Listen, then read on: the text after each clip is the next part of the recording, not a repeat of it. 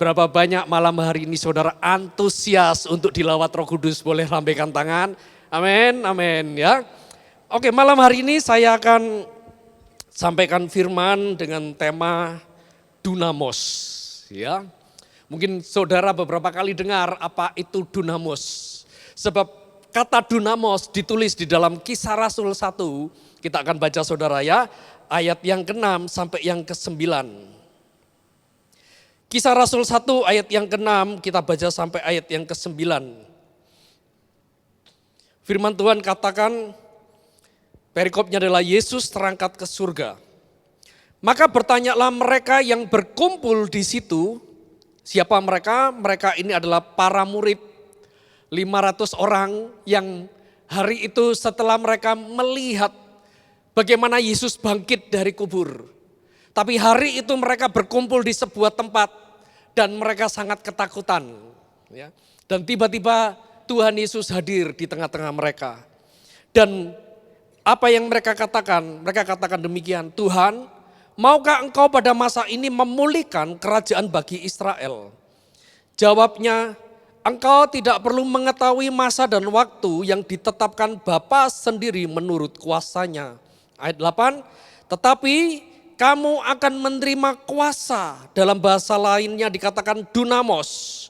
Kalau Roh Kudus turun ke atas kamu, saudara bawa kata-kata ke atas. Dan kamu akan menjadi saksiku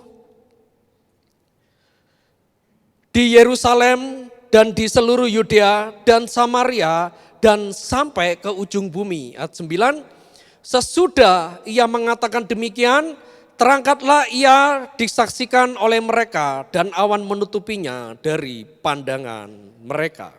Ya, saudara, arti kata kuasa adalah dunamos. Dan kata dunamos ini sama dengan kata dinamit, saudara. Ya, kalau saudara tahu ya, yang namanya mercon, saudara ya. Beberapa waktu yang lalu saya dengar pas sebelum lebaran saudara ya, ada sebuah rumah itu ternyata pabrik mercon ya, buat petasan, meledak dan yang terjadi orang yang bekerja hari itu di situ semuanya mati saudara.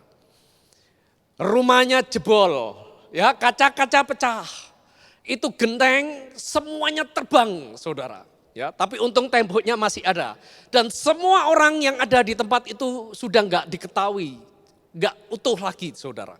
Kenapa? Karena mereka kena ledakan dari sekumpulan mercon. Tapi apa yang dikatakan oleh dinamit, kata dinamit, ini berbicara tentang sebuah ledakan yang jauh melebihi dari mercon. Kalau saudara tahu di luar negeri, bagaimana mereka ini menghancurkan sebuah bangunan. Ya kalau di Indonesia bagaimana sebuah gedung kalau enggak dipakai, mau dihancurkan, mau diratakan saudara ya, panggil tukang rosok saudara ya. Mereka akan datang dengan pasukan, ngapain mereka? Mereka bawa palu, mereka bawa bulldozer saudara. Itu ditutuki, dititiki saudara ya, batu demi batu. Dan itu membutuhkan waktu bertahun-tahun, beberapa bulan sampai setahun lebih. Kalau itu gedung tinggi dan gedung besar. Tapi kalau di luar negeri enggak saudara. Yang mereka lakukan, mereka pasang dinamit tepat ada di tengah-tengah dari gedung itu di beberapa titik. Dan sekali tombol, boom, itu gedung mau 20 mau 50 rantai, hancur dalam waktu 1 detik saudara. Dalam waktu sekejap itu rata dengan tanah. Jadi saudara bisa ngerti arti kata dunamos. Dunamos bukan sekedar sebuah letupan, bukan sekedar sebuah cahaya yang blitz, no. Sebab dinamit atau dunamos kalau bisa menghancurkan gedung tinggi yang tidak bisa dilakukan oleh tangan manusia. Sebab kata dinamit juga dipakai untuk meledakkan sebuah gunung kalau orang lagi ngebor, orang nambang dan dalam sekejap itu pegunungan, itu batu bisa-bisa langsung habis saudara dalam sekejap. Artinya begini, bahwa dunamos adalah sebuah kuasa supranatural, sebuah kuasa yang melampaui kekuatan manusia, sebuah kuasa yang Tuhan berikan buat saudara dan saya untuk menghancurkan semua yang kita hadapi, semua yang tidak bisa kita hancurkan. Tapi waktu dunamos itu ada dan dunamos itu bekerja melalui saudara dan saya, maka semua yang tidak bisa dihancurkan akan hancur. Yang setuju katakan amin, saudara. Makanya firman Tuhan katakan, dan aku akan memberikan dunamos. Kepada siapa? Kepada setiap kita, gerejanya. Nah, cerita ini adalah cerita di mana waktu para murid 400-500 orang berkumpul. Kenapa saya bilang 500? Sebab di Injil yang lain mereka ini menyaksikan bagaimana Yesus naik ke surga. Dikatakan 500 orang. Artinya hari itu mereka kumpul dalam sebuah ruangan 500. Ngapain? Mereka enggak conference, saudara. Mereka enggak seminar, mereka bukan lagi sedang doa. Mereka sedang ketakutan hari itu. Dan Tuhan Yesus datang. Dan Tuhan Yesus, waktu mereka melihat Tuhan Yesus, para murid ini masih enggak percaya, masih enggak ngerti. Makanya mereka bilang di ayat ke-7 tadi, Tuhan, ayat ke-6 tadi ya, Tuhan, bagaimana rencana Engkau menjadi raja? Bagaimana rencana kami ini bisa bebas daripada penjajahan orang Romawi? Mereka masih punya agenda ke situ kepada Tuhan Yesus, saudara. Tapi apa jawab Tuhan Yesus? Tuhan Yesus bilang gini, engkau enggak perlu tahu masa dan waktunya. Dan cukup aneh Tuhan bilang, aku enggak menjadi raja, tapi Tuhan justru katakan, tetapi aku akan memberikan kamu kuasa. Jujur hari itu para murid, mereka enggak ngerti bagaimana cara kuasa itu bekerja. Bentuknya seperti apa? Karena memang Roh Kudus hari itu belum dicurahkan. Mereka adalah orang-orang yang takut. Mereka orang-orang pengecut.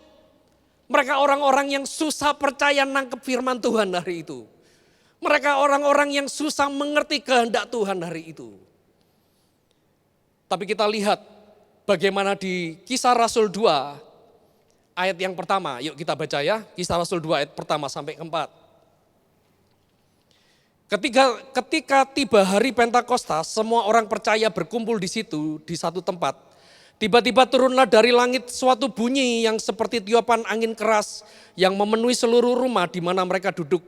3, dan tampaklah kepada mereka lidah-lidah seperti nyala api yang bertebaran dan hinggap pada mereka masing-masing. Ayat 4, maka penuhlah mereka dengan dunamos, Roh Kudus.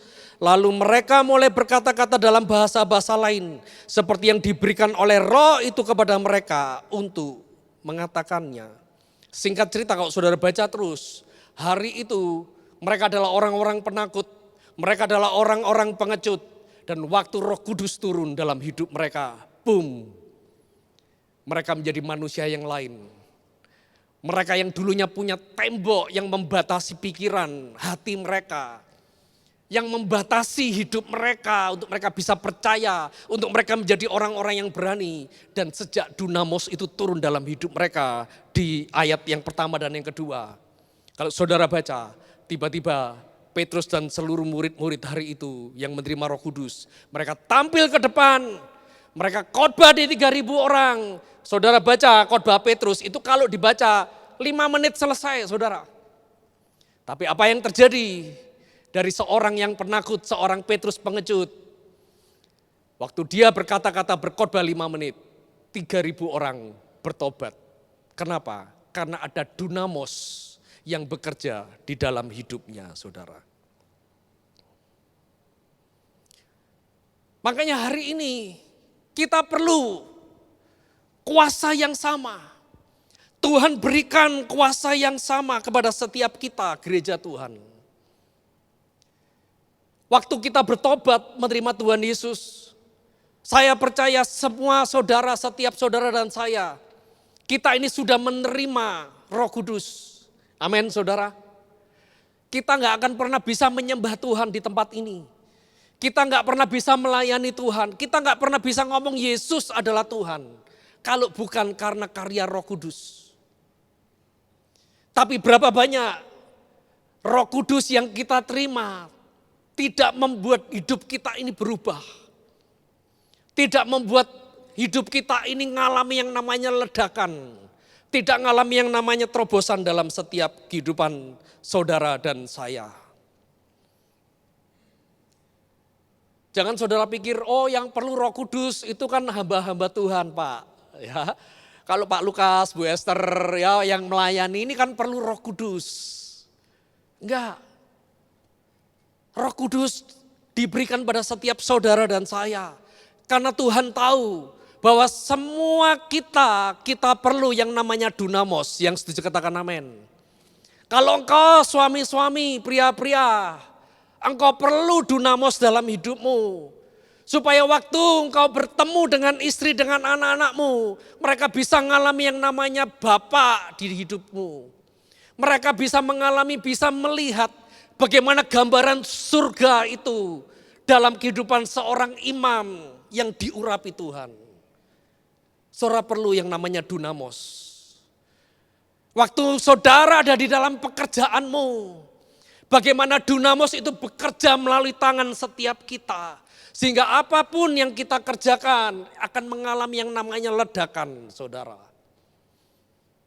Dan orang lain sampai melihat, kok bisa ya? Dia pakai kuasa dari mana ini? Ini dukun dari mana ini ya? Ini kuasa dari mana? Yang bisa melebihi dari semua dukun. Yang bisa melebihi dari semua klenik-klenik yang ada di dunia. Sampai mulut mereka orang yang di luar melihat. Ini Roh Kudus yang bekerja, yang mengurapi tangan dari anak-anak Tuhan. Yang setuju katakan amin, saudara. Ibu-ibu, jangan saudara pikir, oh yang penting bapak-bapak. Kalau saya bagaimana Pak? Saudara perlu dunamos dalam mulutmu. Supaya waktu engkau berbicara, ada dunamos yang keluar. Anak-anakmu bisa dengar perkataanmu. Anak-anak bisa ngerti firman Tuhan waktu ibu-ibu berbicara. Bukan cuma ngomel ya saudara. Tapi ada kuasa, firman, perkataan, kuasa menciptakan di dalam rumah tanggamu. Waktu engkau berbicara, waktu engkau melihat suamimu mungkin sedang gagal, jauh daripada Tuhan. Engkau perlu dunamos dalam mulut saudara. Dan engkau memperkatakan, Tuhan aku percaya di dalam nama Yesus, suamiku akan Tuhan tangkap. Amin. Tuhan aku memberkati suamiku Tuhan. Bahwa dia pulang dia akan bawa hasil-hasil yang melimpah-limpah. Dan terjadi di dalam nama Yesus. Itu dunamos saudara. Dan anak-anak engkau hadirin yang dengar. Engkau juga perlu yang namanya dunamos dalam hidupmu. Mungkin engkau lahir bukan dari keluarga yang beruntung. Sehingga sekolahmu gak pinter-pinter. Sama seperti saya saudara ya. Adik papa saya. Anak dari adiknya papa saya itu dokter semua. Sementara saya dan keluarga saya, kami bertiga, nggak ada yang jadi dokter. Saya sampai pernah protes pada papa saya. Pak, kenapa kok anakmu nih gak ada sing sekolah dokter gitu ya. Bahasa Inggris pas-pasan. Saya protes pada orang tua. Tapi Tuhan ajar gini, nak. Waktu Roh Kudus ada dalam hidupmu, itu akan merubah hidupmu. Dan saya melihat hari ini, kami bertiga, Tuhan pakai di dalam pekerjaan Tuhan yang luar biasa, saudara. Apa karena saya hebat? No. Apa karena papa saya yang pintar, yang hebat? Enggak. Tapi karena dunamos yang bekerja dalam setiap kehidupan kita. Amin, saudara. Yang jadi masalah begini. Kenapa dunamos gak terjadi dalam hidup saya? Kenapa? Saya juga mengalami masalah yang sama Pak. Saya bergumul setiap tahun. Sejak saya jadi anak Tuhan. Hidup saya gak lebih baik. Keluarga, pekerjaan, masa depan, banyak hal. Ya kadang-kadang Tuhan memang bawa kita kepada sebuah proses. Tapi hari ini Tuhan sedang berbicara kepada setiap kita. Karena kita enggak hidup di dalam dunamos Tuhan. Dunamos sudah diberikan.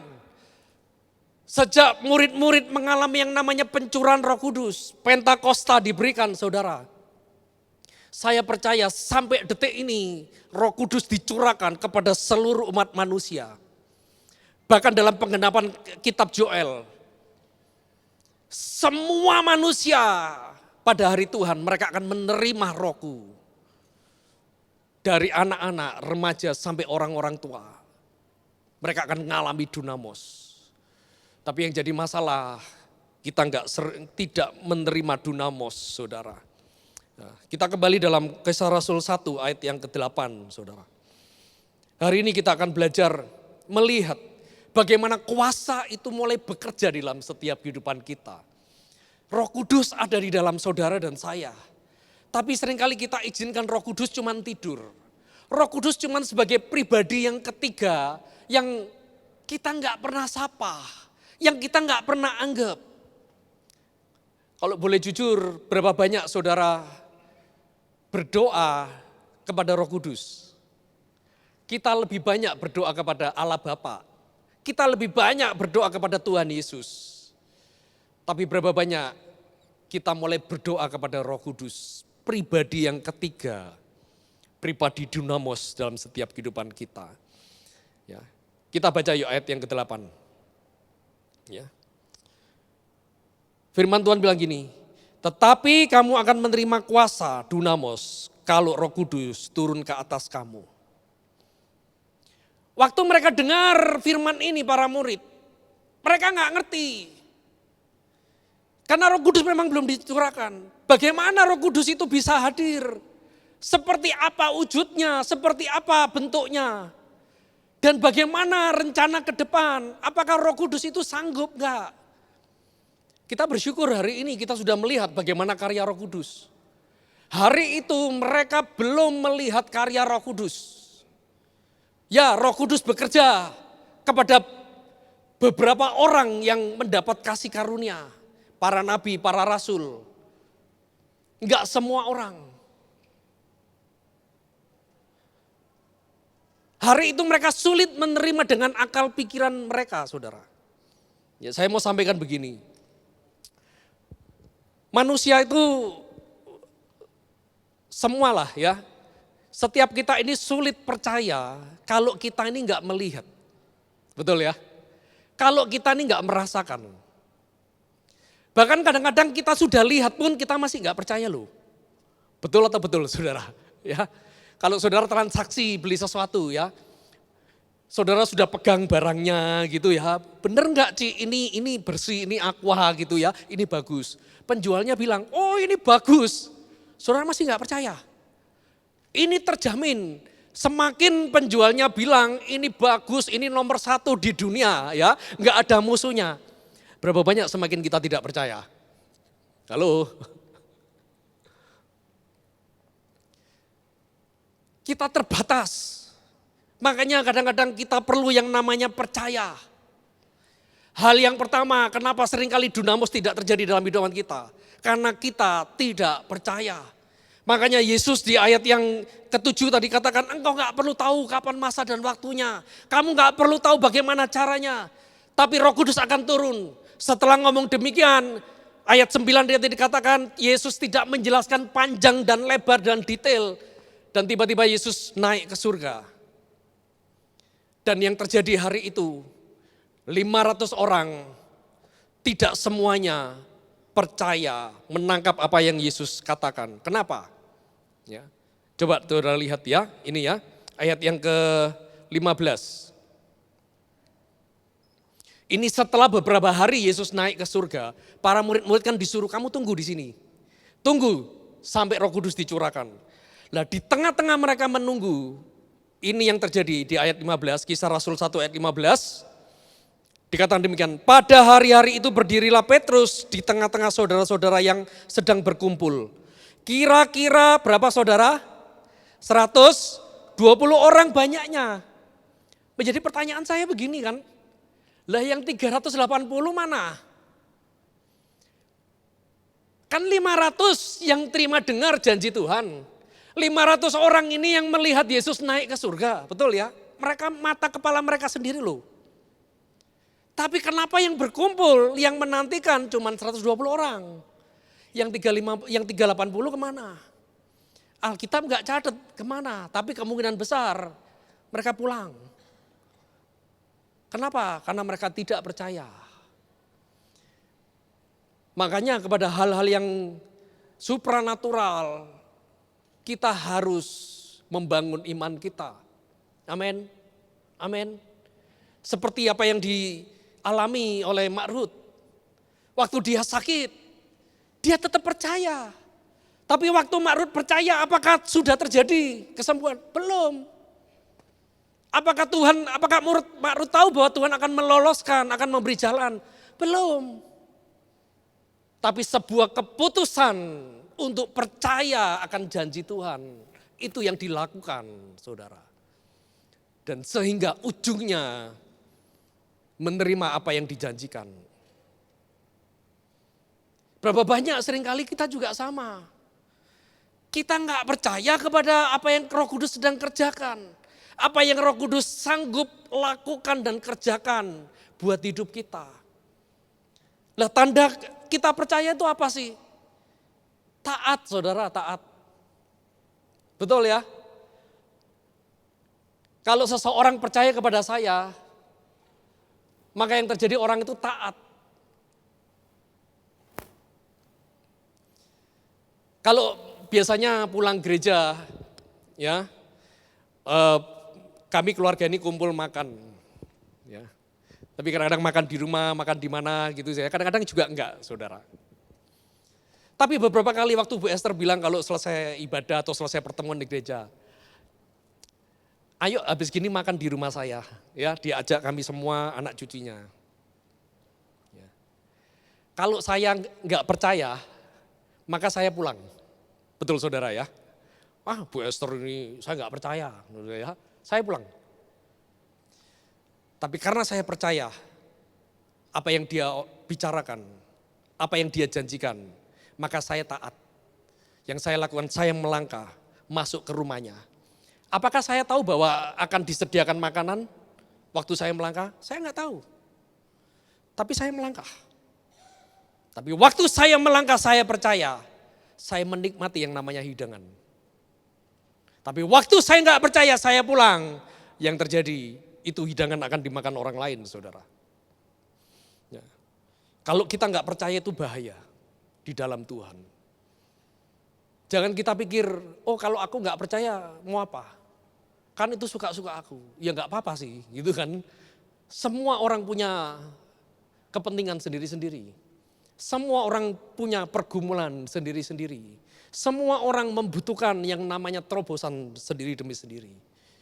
Dan kepada orang percaya, Tuhan berikan janjinya. Tapi sementara kepada orang yang tidak percaya, bukan sekedar saudara tidak menikmati janji. Tapi ujungnya bahkan kadang-kadang kematian. Yuk kita lihat 2 Raja-Raja 7 saudara ya. Saya akan tunjukkan kepada saudara betapa berbahayanya kalau kita ini di hadapan Tuhan. Tuhan memberikan janji dan kita tetap tidak percaya. Ini cerita adalah waktu Samaria dikepung. Samaria diembargo saudara. Apa yang terjadi? Mereka mengalami yang namanya kekeringan, mereka mengalami yang namanya kelaparan. Beras menjadi langka, makanan jadi langka karena tidak ada pasokan yang masuk. Minyak goreng jadi mahal luar biasa. Bahan makanan habis hari itu. Sehingga hari itu apa yang mereka lakukan sampai mereka tega ambil anaknya tetangganya mau disembeli, mau dijadikan rawon saudara. Dimakan, benar-benar mereka kanibal hari itu saudara. Karena begitu laparnya. Dan ayat yang pertama kita baca, 2 Raja-Raja 7 ayat pertama. Lalu berkatalah Elisa, dengarlah firman Tuhan, beginilah firman Tuhan. Besok kira-kira waktu ini sesukat tepung yang terbaik akan berharga sesikal. Dan 2 sukat jelek akan berharga sesikal di pintu gerbang Samaria. Tetapi perwira yang menjadi ajudan raja menjawab abdi Allah katanya, sekalipun Tuhan membuat tingkap-tingkap di langit, masakan hal itu mungkin terjadi? Jawab abdi Allah, sesungguhnya engkau akan melihatnya dengan matamu sendiri, tetapi tidak akan makan apa-apa daripadanya. Saudara lihat, sampai abdi Allah Tuhan bilang ini, kalau kamu gak percaya gak apa-apa, kamu gak akan makan apa-apa kok. Kamu akan lihat tapi kamu gak makan apa-apa. Tapi apa yang terjadi itu lebih mengerikan. Saudara ya, kita loncat ke ayat 16. ayat 16. Kita baca sampai ayat yang, kita loncat aja, ayat 18 saudara, sampai ayat yang ke-20. Dan terjadi juga, 18, dan terjadi juga seperti yang dikatakan abdi Allah itu kepada raja. 2 sukat jelai akan berharga sesikal, dan sesukat tepung yang terbaik akan berharga sesikal. Besok kira-kira waktu ini di depan pintu gerbang Samaria. 19, pada waktu itu si perwira menjawab abdi Allah itu, sekalipun Tuhan membuat tingkap-tingkap di langit, masakan hal itu mungkin terjadi. Tetapi Elisa berkata, sesungguhnya engkau akan melihatnya dengan matamu sendiri, tetapi tidak akan makan apa-apa daripadanya. 20 saudara perhatikan. Demikianlah terjadi kepada orang itu. Rakyat menginjak-injak dia di pintu gerbang. Lalu apa saudara? Matilah dia. Apa yang kita dengar firman Tuhan, pesan Tuhan malam hari ini. Ketidakpercayaan bukan sekedar kita tidak menikmati apapun janji Tuhan. Tapi ketidakpercayaan akan membawa konsekuensi kematian saudara. Makanya berbahaya kalau kita tidak percaya. Kadang-kadang percaya untuk melihat hal yang tidak kita lihat itu sulit. Menjadi percaya untuk apa yang tidak bisa kita lihat itu memang sulit. Tapi percayalah, kalau sesuatu yang tidak kita lihat bukan berarti tidak ada. Amin. Kalau saudara nggak percaya ya, kalau saudara tidak percaya ya, pulang dari tempat ini ada colokan pegang saudara ya. Colokan listrik pegang. Pak, saya nggak percaya ada listrik, mana nggak kelihatan. Ya udah nggak apa-apa, cobaan saudara ya.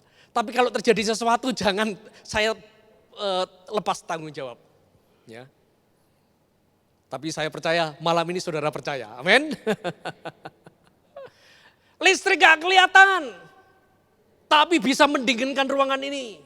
Listrik tidak kelihatan, tapi memberikan kuasa. Waktu saya bicara tanpa mic, suara saya terbatas saudara. Tapi inilah dunamos. Bagaimana dunamos bekerja. Melampaui apa yang sanggup saya bisa lakukan kerjakan. Apa hari ini yang saudara butuhkan? Mungkin saudara berputus asa. Saudara capek dengan keadaan. Saudara merasa, aduh Pak, dah nyerah. Malam hari ini pesan Tuhan. Roh Kudus diberikan. Dan dunamos akan bekerja waktu kita percaya. Yang sepakat katakan amin. Hal yang kedua, saya minta pemain musik bisa ke depan. Main pelan-pelan nanti lagu yang sebelum kita masuk firman tadi ya, kita akan menyembah Tuhan lagi.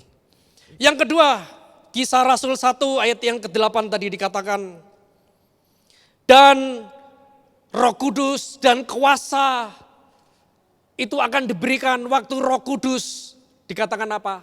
Ada di atas. Katakan di atas, 1, 2, 3, di atas. Arti kata di atas ini apa? Sebab nanti waktu di Kisah Rasul 2, memang mereka melihat lidah-lidah api itu ada di atas mereka, saudara. Arti kata di atas ini apa? Arti kata di atas adalah bagaimana kita nih hidup dipimpin oleh Roh Kudus. Roh Kudus sudah diberikan. Tapi yang jadi masalah, kita tidak memberikan hidup kita ini dipimpin oleh Roh Kudus. Ya, Roh Kudus mengikuti saudara, ada di dalammu. Tapi terobosan tidak terjadi. Karena kita nggak pernah membuat Roh Kudus, biarlah engkau yang memimpin hidupku Roh Kudus. Roh Kudus biarlah engkau terus ada di kepalaku. Roh Kudus biarlah engkau terus ada di depanku, di atasku. Makanya berapa banyak saya melihat orang-orang yang melayani Tuhan, pelayanan gak ada terobosan, saudara. Termasuk saya pernah ngalami. Dan ujungnya capek. Gak ada perubahan. Tapi waktu Roh Kudus mengingatkan, menegur, nak, kamu punya kuasa. Dah capek, menyerah. Tuhan bilang, biar hidupmu dipimpin oleh Roh Kudus. Waktu saya kembali membawa Tuhan, Roh Kudus, pimpinan pelayananku ini. Dan tiba-tiba Roh Kudus itu bisa memberi arah. Roh Kudus yang adalah api bisa memberi kekuatan yang baru, saudara. Berapa banyak dalam pekerjaan, dalam banyak hal kita juga sama. Gak ada perubahan. Saya sudah bergumul Pak, pasangan saya Pak, gak berubah. Yang terjadi semakin perang, semakin saya ngajak ke gereja, datang pada Tuhan, semakin gegeran Pak. Saya frustasi dengan pasangan, dengan anak-anak saya. Gak ada perubahan. Ya mungkin itu waktunya. Ini waktunya kalau kita mulai depresi, kita mulai frustasi. Kita mengizinkan Roh Kudus memimpin setiap kita kembali. Amin, saudara. Izinkan Roh Kudus memerintah kembali. Izinkan Roh Kudus mengambil alih seluruh kehendak kita, pikiran kita. Kalau dulu kita sombong, kita merasa bahwa saya bisa. Saya sanggup. Kerjakan ini itu, lihat. Saya bisa sukses karena saya terampil. Karena saya bisa. Kita mengesampingkan Roh Kudus, tapi sampai di satu titik. Waktu kita ngalami kegagalan, kita ngalami yang namanya stuck. Kita ngalami yang namanya tembok yang tebal. Kita ngalami gunung, bukit, batu yang terjal. Yang kita sudah usahakan, kita capek, kita gagal, kita nggak bisa. Mungkin ini waktunya Roh Kudus memimpin setiap saudara dan saya kembali. Makanya hal yang kedua yang saya mau sampaikan malam hari ini. Seberapa banyak kita menyerahkan hidup kita. Seberapa besar kita mempersembahkan hidup kita ini untuk dipimpin Roh Kudus. Percayalah, Roh Kudus akan lakukan melampaui apa yang saudara bisa lakukan, kerjakan, bayangkan dan pikirkan. Amin saudara. Sebab firman Tuhan di Efesus katakan, sebab dia yang melakukan jauh melampaui apa yang bisa kata bayangkan, pikirkan, bahkan doakan. Dan yang ternyata kuasa itu bekerja di mana? Saudara baca itu Efesus. Dan ternyata kuasa itu yang bekerja di mana? Di dalam kita. Bicara tentang Roh Kudus, kuasa yang bekerja, yang ada di dalam saudara. Saya akan tunjukkan satu contoh dalam perjanjian lama. Yuk kita buka Keluaran 4 ayat yang ke-10 saudara. Keluaran 4 ayat yang ke-10.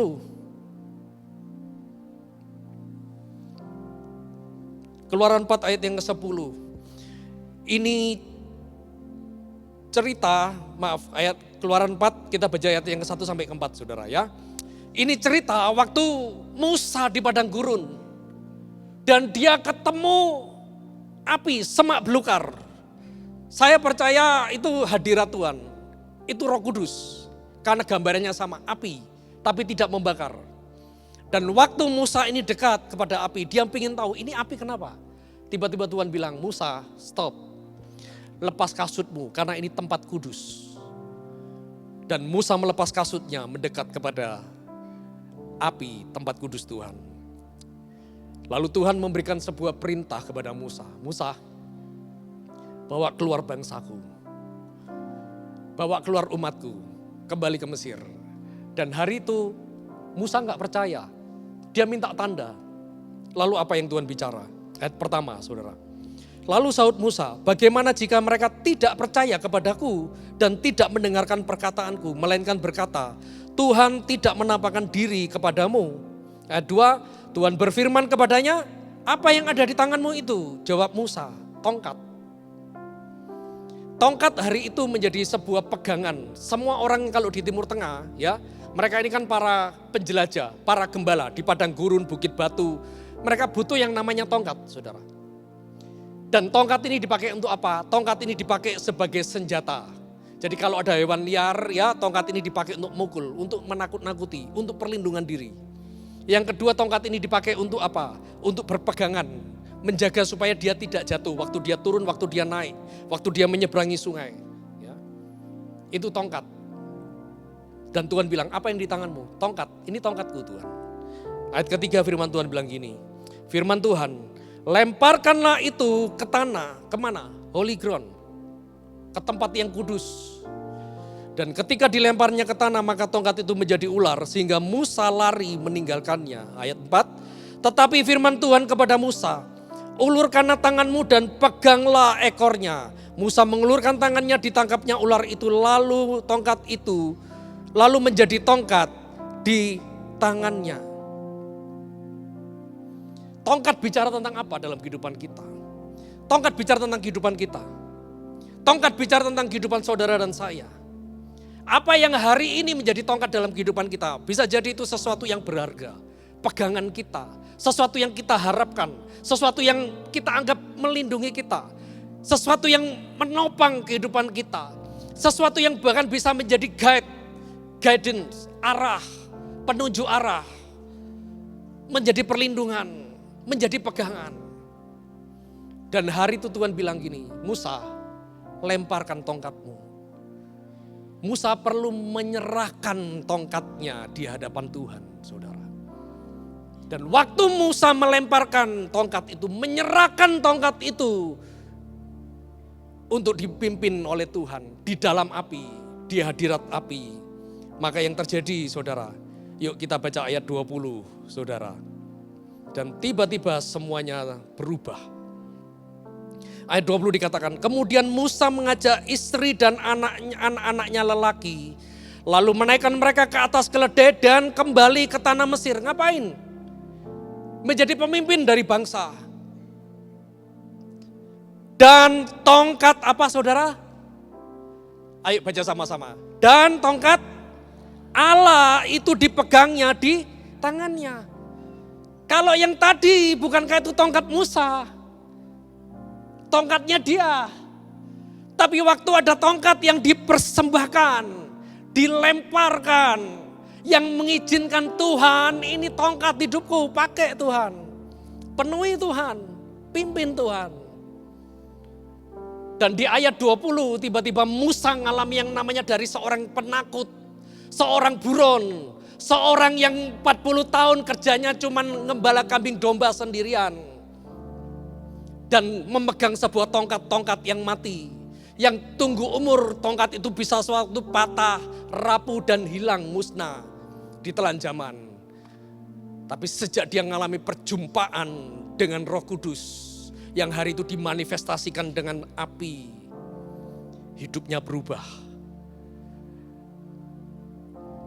Apa yang dia pegang, bahkan apa yang dia pegang, tongkatnya dari tongkat mati, tongkat Musa yang tidak ada artinya, tidak ada fungsinya apa-apapun, menjadi sebuah tongkat Allah.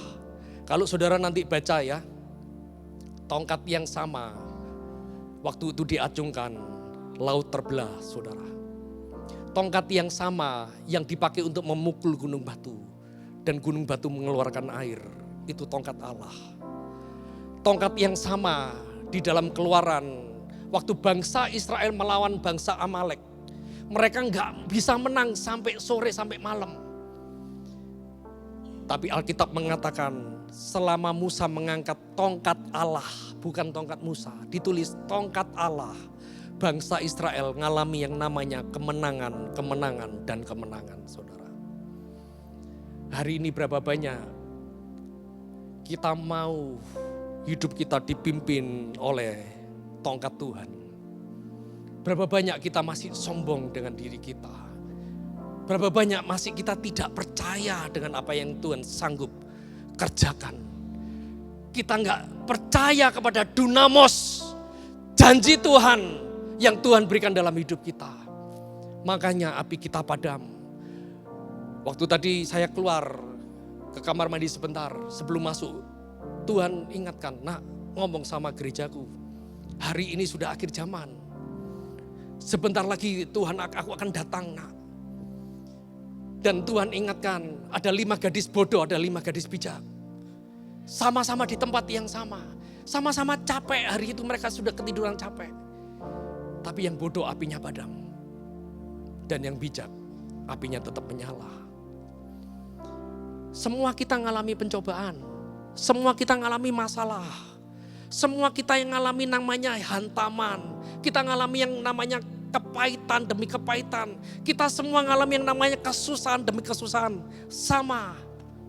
Tapi malam hari ini Tuhan, waktu saya ditegur, jujur saya nangis tadi. Saya bilang, Tuhan, aku ini bagian yang mana Tuhan?